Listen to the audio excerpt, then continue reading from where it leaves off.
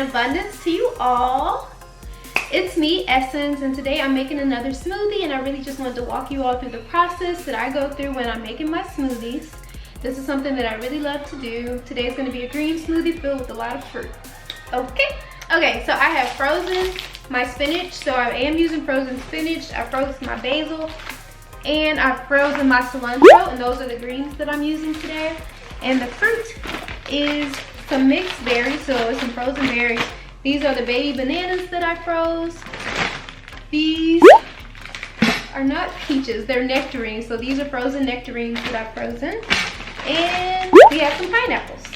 I'll be using this beetroot powder, a little bit of cayenne for spice, some flax seeds, if you can see them, and some chia seeds.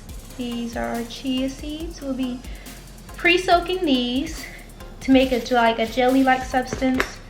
The flax seeds, we'll put these in there so they can grind up with the smoothie. This is our cayenne pepper. For anyone who is interested for where I got these containers from, I shopped at the Camp Farmers Market here in Atlanta. And when you get like your things in bulk like this, that's how they give them to you, so you can save those containers. These are the nectarines, pineapples, all those good things. And I'll be using this unsweetened coconut water. I prefer fresh, but you know I'm in the US, so everything don't come fresh all the time. And this coconut water. Okay, let's get started. So today,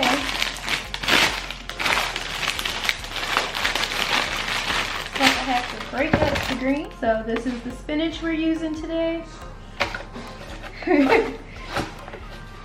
Okay. We'll go ahead and put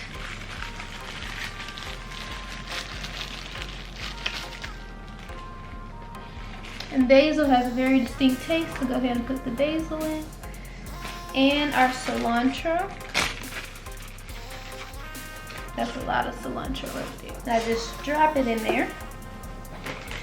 And then we're gonna move on to our bananas. So these are the baby bananas that I use. Got 2 of those in there. A little bit of the mixed berries. Drop them in there.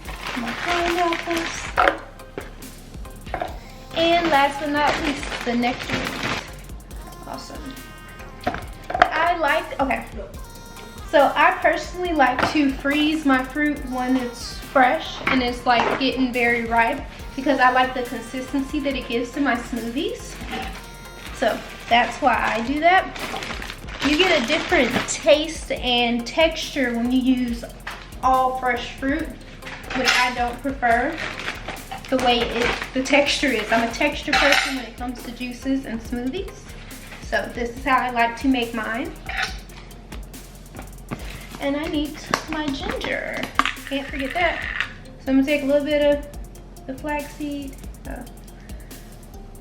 For you who don't know what the flaxseed looks like, there you go.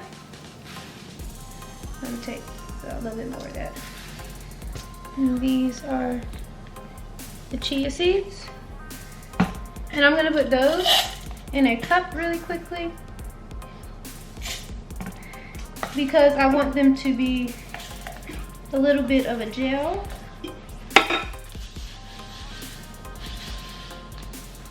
Before I put them into the smoothie, so I can fully get the benefits of them. And that's just how we do it, do it, do it. And that's just how we do it. And this is the beetroot powder. Just take like a spoonful of this. And I want you to know, if you choose to get some beetroot powder, if you know what beets taste like, it will taste like beets. You will fully have that taste in your smoothie, but it's very beneficial for you. So I don't mind the taste personally. I'm trying to get a little bit less of the cayenne. Awesome.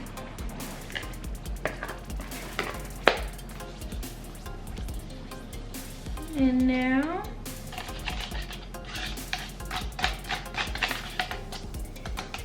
Hello. And that's Kingston. He's so funny.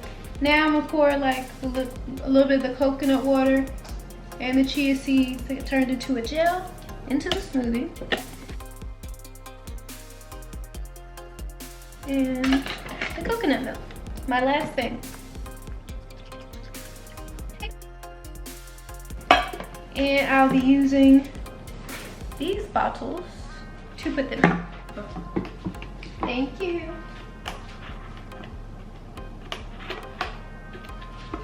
You can do this.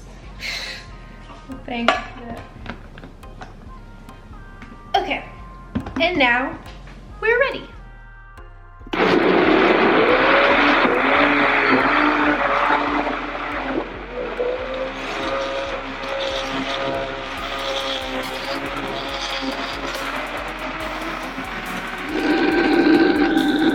And this is what the process is like when I'm making a smoothie. It is a process, but I love it.